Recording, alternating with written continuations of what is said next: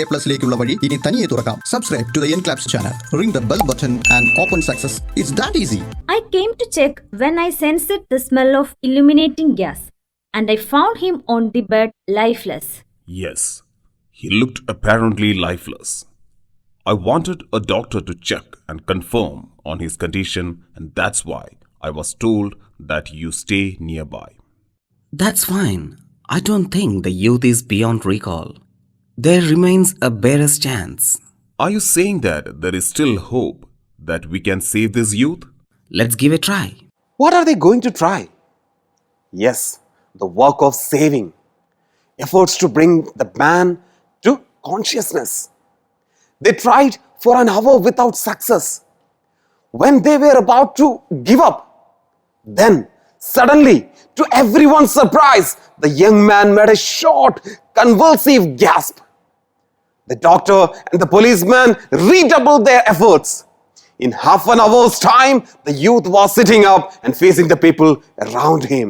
He understood the horror of his situation when he saw the landlady, doctor, and the policeman around him. The young man then told them his story. Let's listen to him. I am an orphan. My parents passed away, and my uncle was kind enough to find me a job here in the city at a solicitor's office. It's been 6 months in the city. I didn't have any good friends to guide me here. I was an easy victim to the loose society of the streets. I became an utter fool and yearned to taste pleasure far beyond my means. I began to bet on horses for quick money. Soon, I lost all my small savings. Nothing stopped me, and I started pledging my belongings for money. I lost everything I had. I borrowed a huge amount from the bookmaker, and I had to pay him back. The situation was frightening. In an effort to recoup, I took some money from the safe for a final gamble that I was sure to win, but I lost it again. So, that's his story. A young chap who went the wrong way without anyone to guide him. He made bad companies and started betting on horses. His losses never stopped him because he thought the next gamble would help him.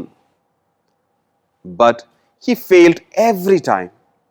And finally, he reached such a bad situation where he was forced to steal money from his office safe for a final gamble, which he thought he would win. But fate turned bad and he lost it. Terrified of the prosecution, sunk in despair, he decided to put an end to his life. He shut himself in his room and switched on the gas. How sad. How much did you steal from the office safe? 7 pounds and 10 shillings. What? 7 pounds and 10 shillings? That's such a paltry amount. Everyone was shocked to hear that. He was going to give up his life for such a small amount.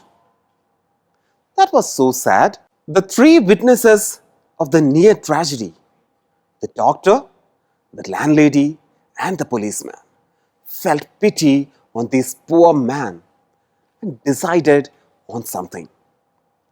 They decided to give the young man a fresh start. The police sergeant assured that he would not report the case even though it was at considerable risk to his job. That was so kind of him. The landlady offered a month's free boarding for the youth until he got up on his feet. And what about the doctor? Cronin came forward and gave him 7 pounds and 10 shillings to put back in the office shelf. Yes, that was the doctor's help. His investment. This investment has not paid me any worldly goods, but much more than that, it's far beyond the foolish speculations I made for material gain. Those which gave me only anxiety and disappointment. But now, this investment has turned out to be so profitable for me. I saved a young man, and he is in turn saving so many. I'm so delighted.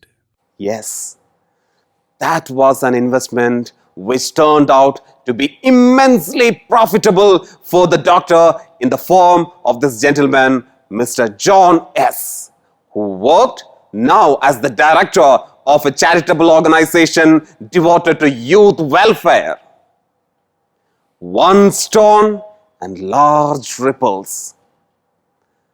The narration ends here.